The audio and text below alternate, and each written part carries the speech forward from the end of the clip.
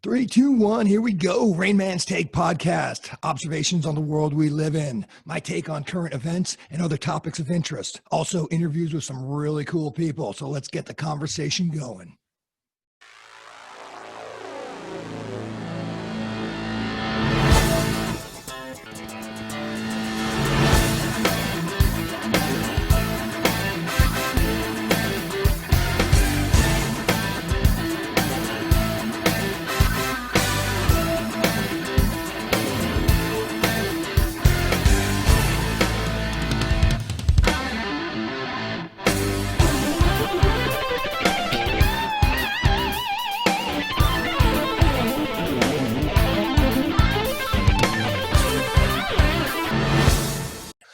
Hey, everybody, it's the Rain Man.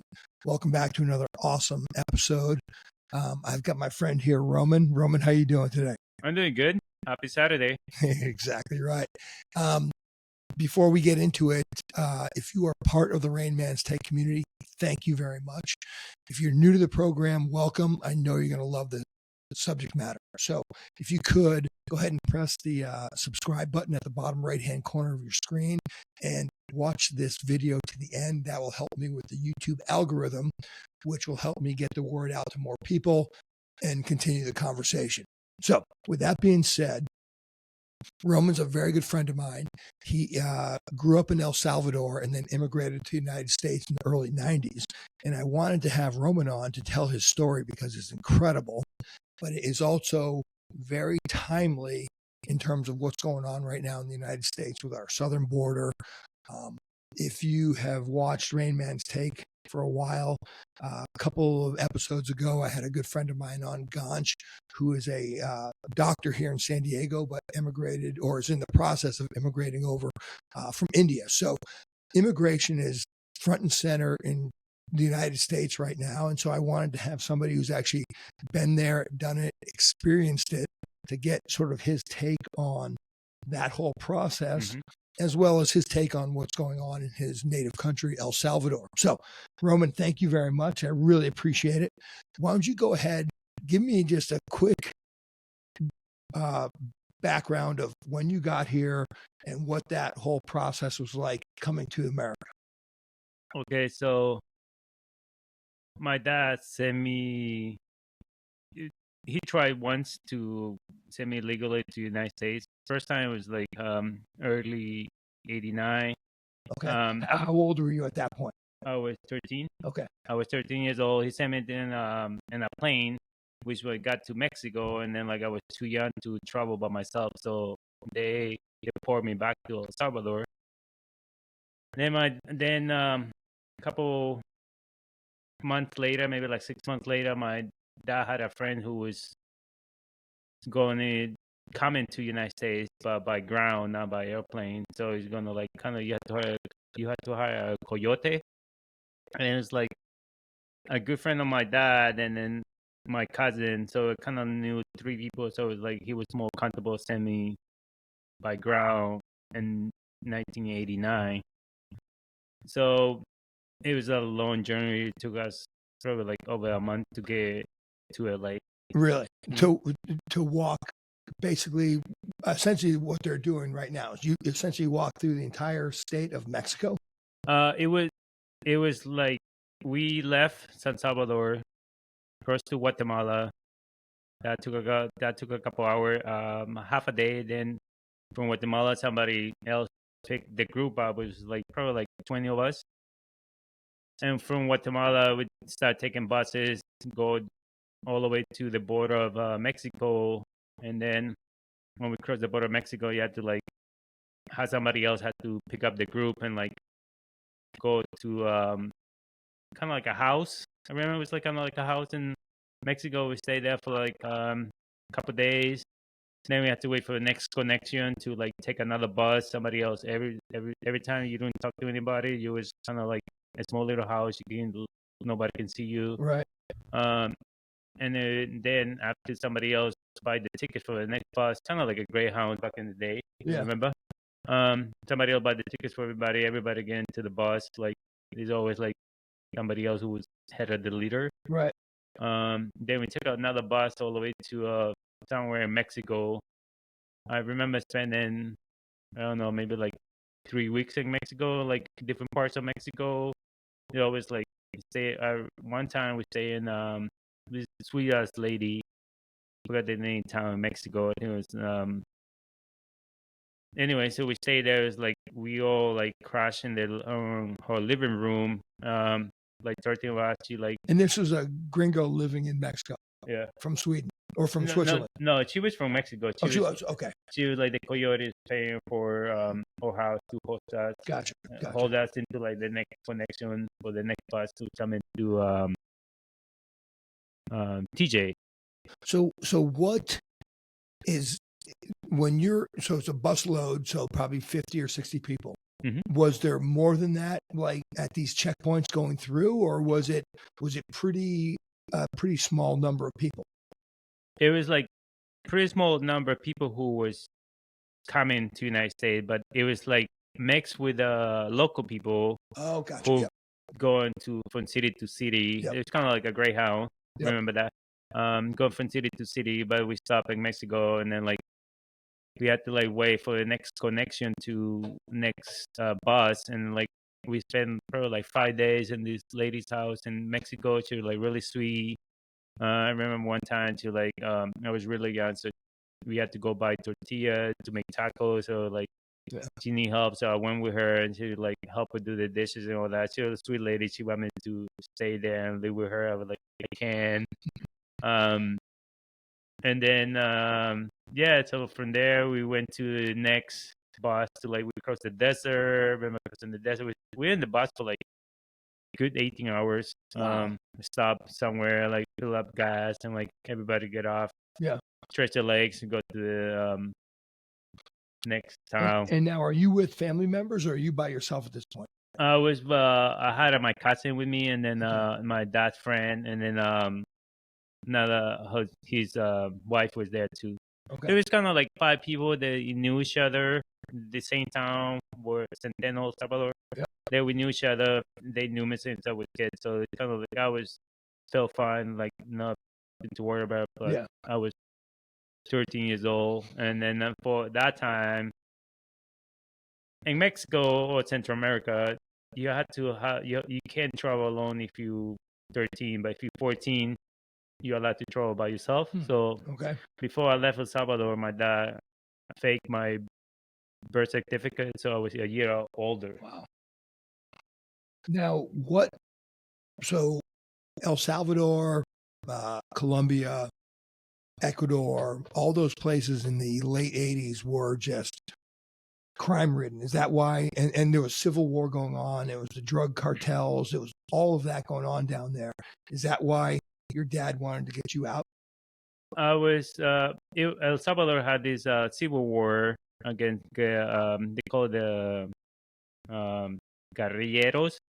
It was like kind of like people fighting for the land against the army of El Salvador. So it's kind of like civil war, but they're fighting for like civil rights, and we cut up in the middle, and then the military is kind of running low men. So if you're tall enough, that's right. You were about to be drafted. Mm-hmm. Got it. I got drafted. My dad had me pull me out, and then it's like, no, you can't stay here. If it's not, you're going to the army. By the way, that's drafted at 13 years old, which is Yep. crazy. If you can hold the rifle, you would get drafted. Wow. All right. So your dad's like, no way, you're out of here. So you make it. So you're up in Tijuana now. And then what happens in Tijuana? Then we went to Tijuana. We had to like wait to the right time to like cross the border. There was like at least like 20 people, so he did it like I think he was doing by 5 people at the time. And then we crossed, if I remember correctly, it was like crossing a river. So they put us in those huge tires, but it was just like the inflammable thing. Yep. Kind of like a tubing thing. Yep. So they put all of us inside. The river wasn't that high at the time. So we remember crossing the river, crossed the river, and then we all like really quiet, get into this U-Haul, and they were on to the back, and they told us, don't make any noise, blah, blah, blah. And then from TJ, as soon as we crossed the border, maybe San Isidro, somewhere over there, we took this U-Haul all the way to LA. When we got to LA, we went to a house, and then there was another guy who was like getting everybody situation, like, who are you? Where you going? You had to go there and buy plane tickets for wherever you go, and he also you didn't pay the full amount to like to buy you the ticket to the United States. So my brother he did this same thing I did, but a little bit different. So my brother was already in Boston, so he had to pay the coyote and buy me a plane ticket at the time. And is it at that point, because at least in today, what we hear is, first of all, the number of people coming across is crazy. So it sounds like it was a lot. I mean, it was just a few people at a time going across, and you all had contacts in the United States, like family members in the United States that you were going to go to. You can go to. So we already know everybody had a family or a place to stay, I guess. Yeah. And the coyote had to collect all the money before he released you to the or buy you the plane ticket to you to go wherever you had to go. Some people were going to DC. Some people were staying in LA. I was flying to Boston, and my cousin and my dad's friend, they were all flying to Boston. It was like 5 of us. Okay. So it was 89. So at the time, for you to get into a plane, you only need like a fake ID. So that was like, they got me fake IDs. That's how I was able to get to the. All right. So you get to the United States, and then you get to Boston. You're 13, 14 years old, and then you start the process of becoming a U.S. citizen. Mm-hmm. Is that how that works? So you get there, and then you say, "Hey, listen, you go to the you go to the State Department. How do you start that process? Well, now that you're in Boston, now in the United States, now I want to become a U.S. citizen. What was that process like?" So we flew from L.A. to Boston, and then from Boston, when we get to Boston, we just like so happy to be there. Everything was new to me, so like everything was like brand new. We took a taxi all the way to Jamaica Plain, and then from there we went to my brother's house, and then all of us crashed in their house. It was like, I don't know, maybe 8 people living in a 3-bedroom apartment. Right. And then a couple of days later, they all, my cousin and my dad's friend, they all got their own apartment. So we all spread out. I didn't speak English or didn't know the city, so I was depending on my cousin. You want to go here? You want to go there? And then so I always thought they teach me how to like take the bus, take the train. So it's a lot of learning for me. And my brother put me in this school, and this was like 91, and then like in the 90s, it was this 90, and then like in the 90s, President Clinton was the president at the time. There's like 2 countries, if I remember right, it was Guatemala and El Salvador got civil war. Right. So we had this law called NACARA, and you can apply for a permit to work. So with the permits to work, this is our work. You go to I didn't speak in English, so you get like this kind of like groups that help you to get into your papers or get into like school. It was like kind of I forgot the name of the group, but they were all from El Salvador, and they're like helping people from El Salvador to get the papers. So once the law come NACARA, so they help me fill up this paperwork. You pay them to fill up all this kind of like not like a lawyer, but similar to that. That you pay them certain fee, and they do all the paperwork, make sure everything is fine. So every single year you have to like apply for this permit to work. And every single year when you apply the first year, the next year you have to show them that you was working, you was paying taxes, and you had to do this process for like 10 years, and you couldn't 10 years. 10 years. So it was essentially like a work visa. Kind of, yeah. And so every year you'd go back to the Office of Immigration kind or of the State Department? What? it wasn't even the State Yeah. Department. It was kind of like these people, they know how to fill up all this paperwork. Yep. It was new to everybody, so it was Right. kind of like it was kind of different. They had like 3 different offices. Yeah. I was kind of close to the one in Somerville, so I was kind of like, okay, so this is only like a bus ride, so I'm going to that one. Yeah. And every year you have to like go over there and pay them, and then yeah, you present your taxes, and when you start paying taxes, you show your W-2s, and like they submit it to the government. Yep. And like that, you start getting like a permit to work every year, renewed, because the permits Yep. only last you for like 12 months every Yeah. year, and you couldn't leave the country for 10 years Yeah. until if you're here for 10 years, then you was allowed to apply for resident card. So, so 10 years in, so you're in the United States in 10 years, essentially on a work visa that you have to renew every year. And then at that point, you apply for full citizenship, or is it, is there an intermediate step or? It's intermediate. It's kind of Okay. like call it a green card. Okay. A green card before your citizenship. So they kind of like green card is more like kind of like not a passport, but your citizen card that you citizen of the United States. Right. Right. And once you get this citizen card, you was allowed to go back to your country back and forth. Oh, okay. Okay. Gotcha. Okay. So that green card, and then what was the next step for you after that? Or are you still in that? I'm a citizen. You now. are a citizen. Yeah. So, so you had the work visa, then the green card, and then the process of becoming a U.S. citizen. What was that like? Is that an easy thing? Is it a pain in the ass? What's? It was more pain in the ass for the 10 years.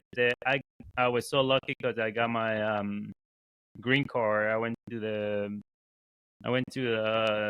government center to this judge, and then I got my green card maybe like 5-10 days before the 9/11. Oh, really? Yep. Okay. Yeah. And then after you get your green card, you had to wait 5 years for you to apply for the citizenship. Well, and I imagine the process of doing all that before 9/11 and then after 9/11, I'm sure it got very difficult after 9/11, I would imagine. There's it got really difficult. There's people that I know that is just like postpone them for like 10 more years before they Really? can get any. Oh, they're like, oh, you have an appointment, but the appointment's been postponed to when they don't know. Probably have to wait at least like 3 more years, 4 more years before they can get another appointment, or like they start like being more restricted. Oh, you don't have this paper. Oh, you don't have this. Yeah. Oh, you need to get that. Or this is like more difficult for people to get their resident card. And the green card, you can wait 5 years. You can do it in 5 years, or you can do whenever you want to. Yeah. But the resident card will last you for 10 years. So you literally got 10 years to get your citizenship, but you can apply within 5 years after you get your citizenship. Gotcha. And so what, for somebody that came to the United States as a legitimate refugee at this point because of what was going on in El Salvador, could it have taken a shorter period of time? I mean, could you, or is it back in the day, it was a 15-year process to come across and then work for your citizenship?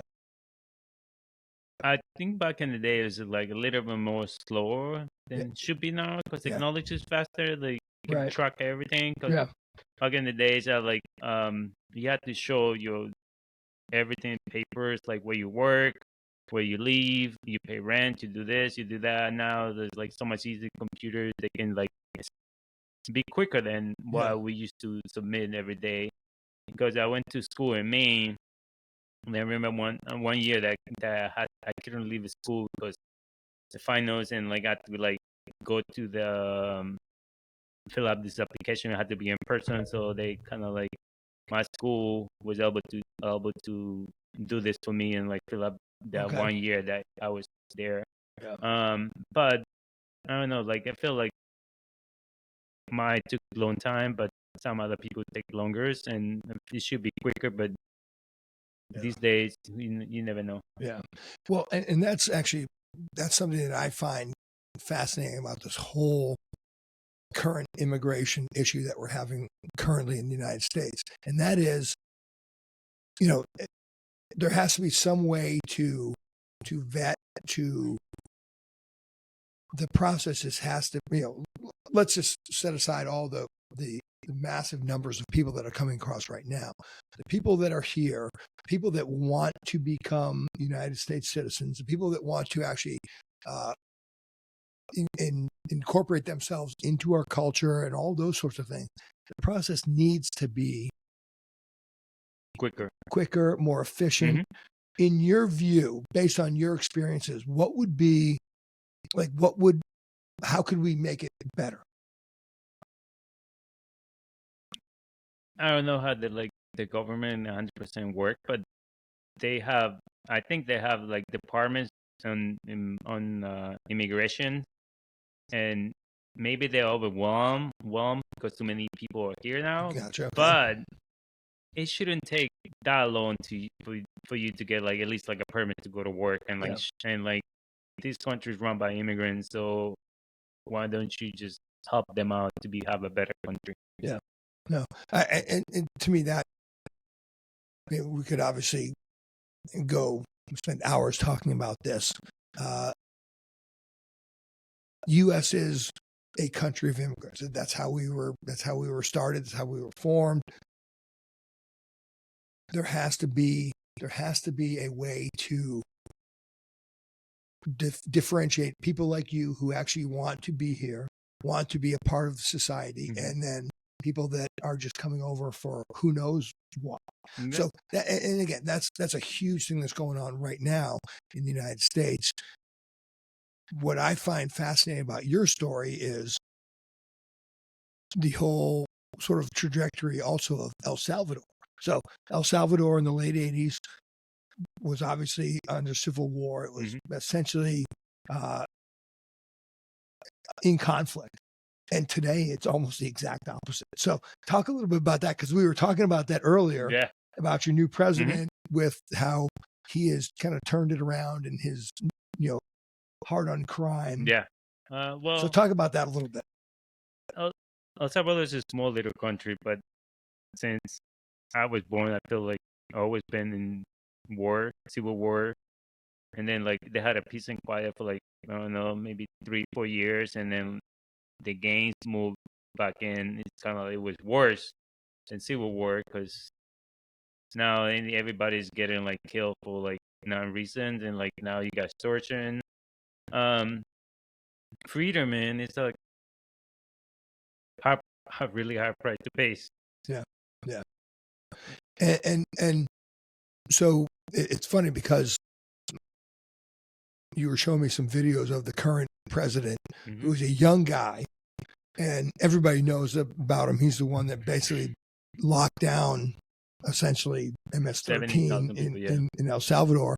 And so it went from being one of the most dangerous places on earth to one of the safest places on earth. And there's a big argument. And this is what I wanted to ask you about. I wanted to know what it's like for people that actually still live in El Salvador. You have family there, but on the outside, this guy's taking heat from, the left, the liberal left, talking about, how he essentially did away with freedom and liberties and personal liberties to crack down on these gangs. And so there's a very fine line for that. Yeah. What you still have family in El Salvador? How do they feel about it? Oh, my family's still there. They have three nephews. They do like the president. How old are they? They're adults. They're adults. Yeah. One of them is a teacher for he teach English in San Salvador University. He doesn't 100% agree with everything he does, but he does like what peace and quiet have brought to the country. Right. They're young, they're the future. And when I was there, I was traveling over. I asked a lot of people, "Hey, do you like the new president?" you don't like him. Most of the people that talk to them, they do like him. They like the peace and quiet. They're able to work and better themselves. Yeah. And get better education and be able to go see their family where the gang used to live. A lot of people don't like how he did it, but I feel the peace and quiet and like the country being more safe is not 100%. It's worth it, but it's still like he did. He didn't did it the right way, but for me to criticize him, I do not live there. But at the same time, it's really hard if you never been there. Yeah. And see all the crimes. Yeah. Well, and it. So we were talking about this earlier, Mm-hmm. and that was the only sort of thing I could say that was kind of on the same par as that, and it still isn't. But when Mayor Giuliani took Mm-hmm. over New York City in the late '80s, Mm-hmm. New York City was known for crime. And he came in, he was hard on crime, Mm-hmm. and a lot of things that he did towards the end of his term as a mayor, he was criticized for. But early on, when he cleaned up the city, people loved it. So there's a very, very fine line for living in fear and living free. Mm-hmm. There's a very, very fine line, and that's a tough one to ride, Mm-hmm. especially in today's day and age where everything is on Instagram and social media. Yeah. And it seems like your president or the president in El Salvador seems to be doing a pretty good job of riding that razor's edge of making it safe and still providing a place where people can be free and do what they want. I mean, there's a few things I don't agree with him, but he's making the country better than what it was. And we have president before him. They stole the money. They didn't do anything. They were corrupted. They just like let the country fall out. Right. He just did the opposite thing. Yes, he bent the rules a little bit, or he just broke the rules. But how are you gonna get peace and quiet if you don't do certain things? And freedom is a hard price to pay. So everybody got little laundry underneath the bed. Everybody's trying to tell El Salvador how to be run, but no one's living there.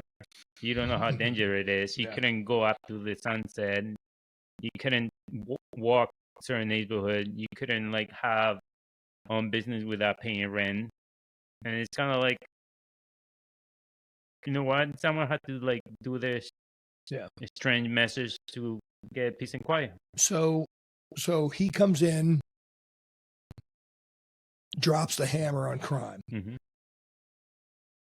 The relatives that you still have that live there, are they, they can walk around? I mean, everyone seems to be happy with. Everybody, I think, is happy with peace and quiet. They're not going to deny that. They're like extremely happy. They appreciated them not having any crime. There haven't been no crime in a couple of years.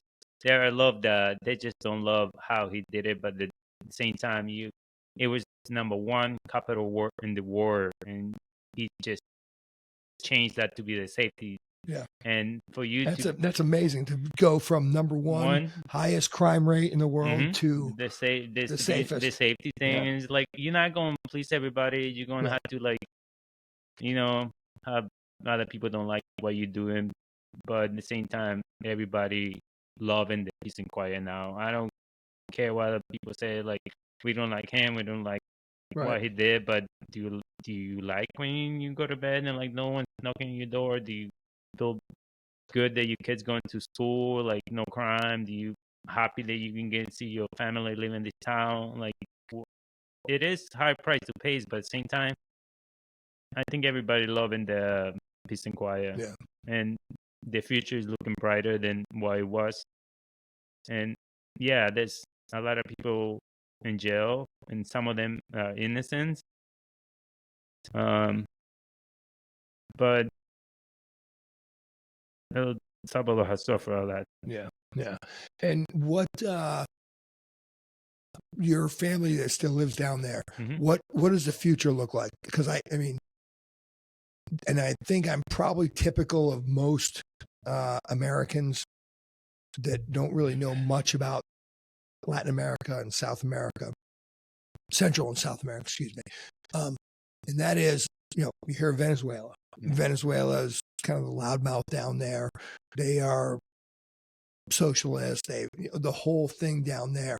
What's the direction of El Salvador in terms of kind of the world stage? Are they are does the president just, hey, I just want it safe here, I don't really care? Is he sort of reaching out to the world, or kind of where does El Salvador fit into the whole big scheme of things? I think El Salvador is going to be the next, or even better than Costa Rica. But Costa Rica, if the people discover Costa Rica to travel, it's tropical. There's a lot of surfing place. There's a lot of beautiful beaches. Yeah. There's good people, good food, pupusas. There's a lot of new buildings there. That like we have libraries open 24/7 in San Salvador that people can go there study. There's people like learning three different languages over there now. There's like a lot of different type of schools you can go to. A lot of Salvadorians now, instead of coming to United States, they're going to Europe. Really? My nephew is like in Ireland right now because it was easy for him to get a visa to Okay. go to Europe and work there because United States doesn't let them come over here anymore. And Why is that? Is that, or is El Salvador kind of on one of those lists, like the State Department says nobody? no, I don't think it's in the list. It's just like he couldn't get appointment to. It was too much of a pain in the ass Too much a pain in the ass. He for couldn't somebody who actually wanted to come here. actually work, and like he's well educated. He's like, oh, well, So now he's in Ireland. He's traveling the world now, like going to. And is he going through the process of becoming an Irish citizen, or he want to get the European, he does? Okay. which would be better than better than He wants an EU. Yeah. Interesting. So, I guess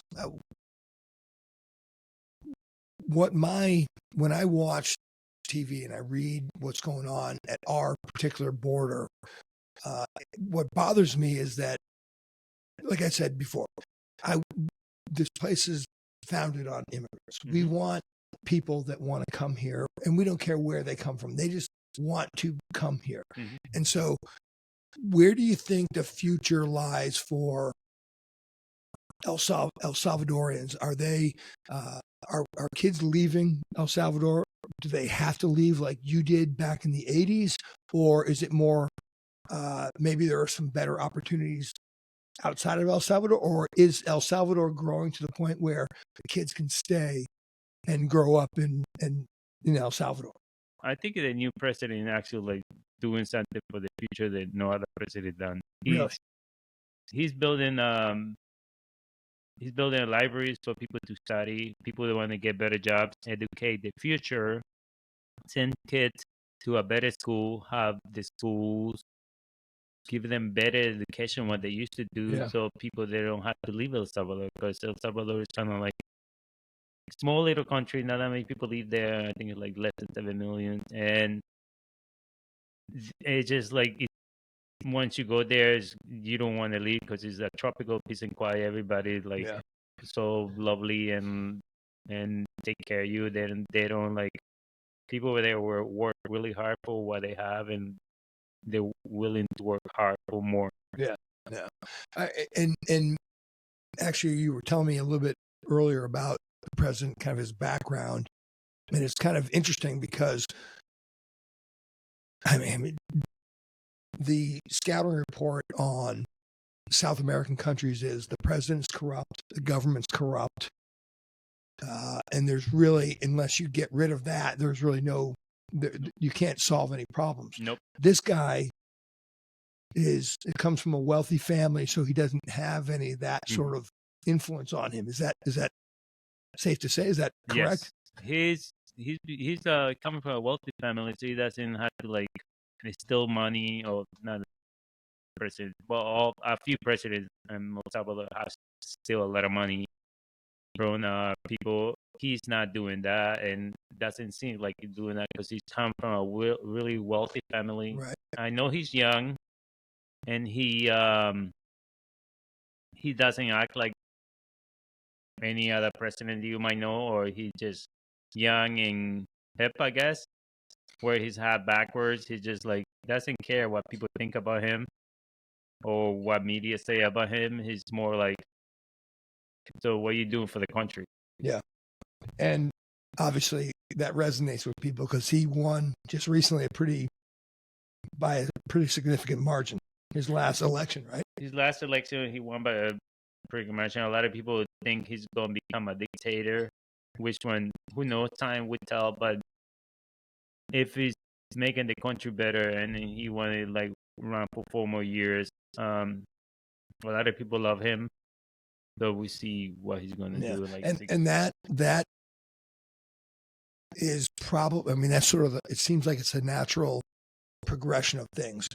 Somebody comes in, he says what he's going to say. He said what he's going to do and does it, cleans it up, and now all of a sudden the fear is he becomes dictator. Exactly. Yeah.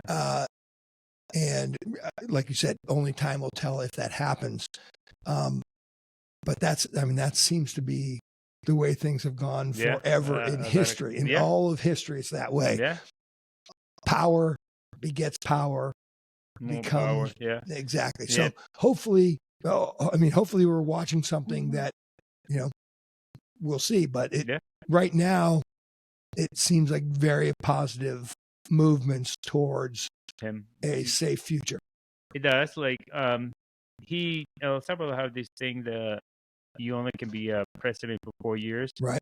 And after you run for 4 years, you have to like give a chance to somebody else. Oh, really? And then you can run again. Okay, so you can't do 2 consecutive terms of 4 years. In the road, no. Oh, interesting. Yeah. So you run for 4, then you can run the elections. Then you have to step out. Then you let somebody else run them. But he have a huge plan for El Salvador, and for him to change, you can't just do it in 3 years. 4 years. A couple things on that. One, I kind of like that idea that you can't run for consecutive terms. And I think I'm a huge proponent in the United States. I'm a huge proponent of term limits for Congress, maybe even for the Supreme Court, for the president. I kind of like that idea. You can't go. You get different minds, different ideas. But I think what you were getting at is, can he get enough momentum in his first term to withstand the opposition for another term before potentially coming back into power? And it seems to me like people would want to keep the country safe, would want to keep things going the way they are. But I mean, who knows? So he just got elected just recently, right? Yeah, probably like a month ago. Yeah, okay. February something. Okay, so this is his first or second term. Second. Okay. So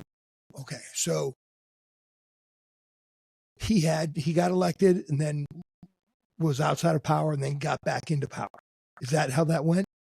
He got with the way he became a president. If I remember this correctly, because I forgot. There was like 3 different people can run for president, and then he didn't have enough votes to run. The other two candidates, they kind of kicked him out. Yep. So he had to like come up with more money, come up with people to support him. So he ended up winning this kind of election that he kind of like putting them up, and then like he kind of like went with YouTube to tell people what his big ideas, what he wanted to do for the country, and like so he won a lot of people doing that, and then he eventually become a president. But there's a small little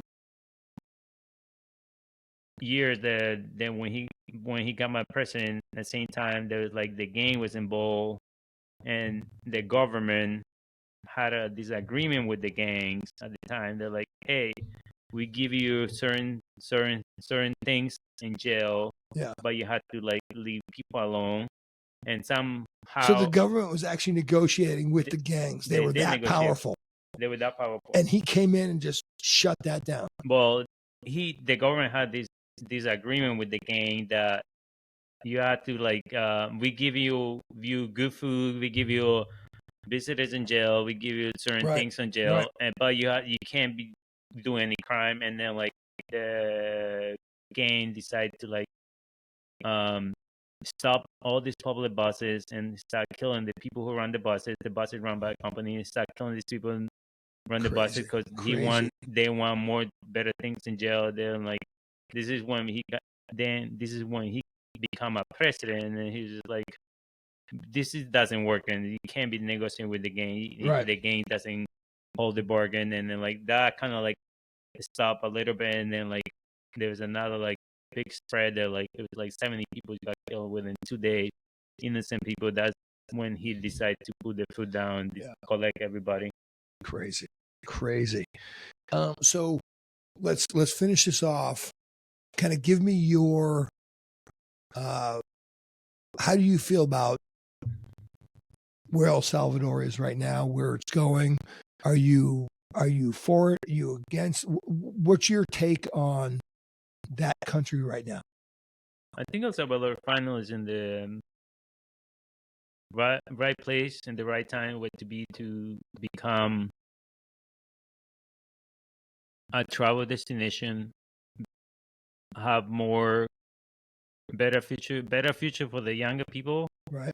And more people be able to travel there and enjoy all tropical weather, beaches, and all that. Like at least renovate the country a little bit, because it's been so many poor people live there. Yeah. They work so hard for nothing, and I'm grateful to be here to have resident both country is like really, really good privilege that I don't take for granted.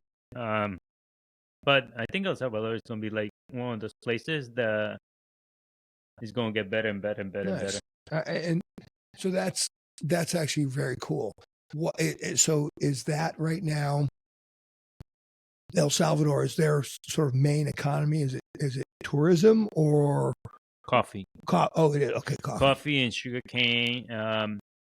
Still, so they're still the main. Yep, it's still the main. We have we only have one airport. Actually, it's really, really new airport, so it's really nice. Yep. They talk about building another one, and then China been talking about building another airport, and have what's the right word for when the ships come in? Oh yeah, harbor, port. Yeah, port. They tried to. The Chinese are big in. Yeah. Oh, Chinese have a lot of money also. Yeah. What do you think we got Bitcoin for? Yeah. That's well. I mean that China's all over Central and South America. China is all over there. Yeah, they're taking all our coffee and all that sugarcane and like a lot of. But they doing a lot of things for the country, so it's kind of like. Yeah. And again, that's I think. Yeah, I mean that's the debate. They want to invest in us because United States doesn't want to invest in us, so. I mean, yeah. So what do? You go to the person that actually wants to help out. Yeah, want to help out. What are you going to do? Like, you can say no to somebody want to help you, right? Yep. No, and that is, I mean, that's the ultimate, the game that the grand chessboard of international relations is. The country's trying to do the best for their people. Yeah, and it sounds like your current president is, and in my view, I think I love how he's just cleaned it up. I think that's amazing. Yeah, he did an amazing job cleaning everything. He didn't please everybody, but I mean, you're not gonna please everybody. You're just gonna do what you have to do for the safety of the people who live there. You might not, if not everybody gonna like what you do, but you got to do what's better for everybody else, right? Yeah.